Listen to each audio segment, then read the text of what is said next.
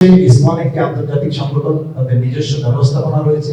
কোন দেশের সরকারি ব্যবস্থাপনা বা কোন রাজনৈতিক দলের সাথে তারা কোনোভাবেই সম্পৃক্ত নয়, যেটা আমাদের সম্মানিত সম্পাদক মহোদয় ইতিমধ্যে আপনাদেরকে অবহিত করেছেন। কোন দেশের কোন ব্যক্তি চিন্ময় কৃষ্ণকে নিয়ে কি বললো সেটার সাথে ইসলামের কোন রকমের সম্পৃক্ততা নেই।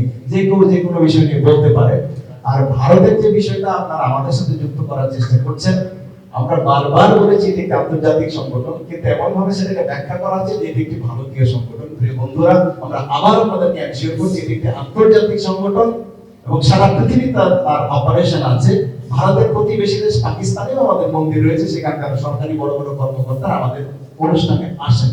এবং মিডল ইস্টে আমাদের প্রচুর মন্দির রয়েছে, সেখানেও সরকারি উচ্চপদস্থ কর্মকর্তা, সরকারের বরেণ্য ব্যক্তিত্বরা আমাদের অনুষ্ঠান সময়ে আসেন। Europe, America, Latin America, Africa, Australia সহ পৃথিবীর অলমোস্ট সব দেশে আমাদের অপারেশন রয়েছে। কোন একটা বিশেষ রাজনৈতিক দলের মদতপুষ্ট যদি ইসকন হয়, তাহলে সারা পৃথিবীর সেই দেশের সরকার এবং সেই দেশের জনগণ কি করে এই প্রতিষ্ঠানকে সাধুবাদ জানিয়ে তাদের দেশে অপারেশন করার সুযোগ দেবে। আশা করি আপনি উত্তরটা পেয়েছেন।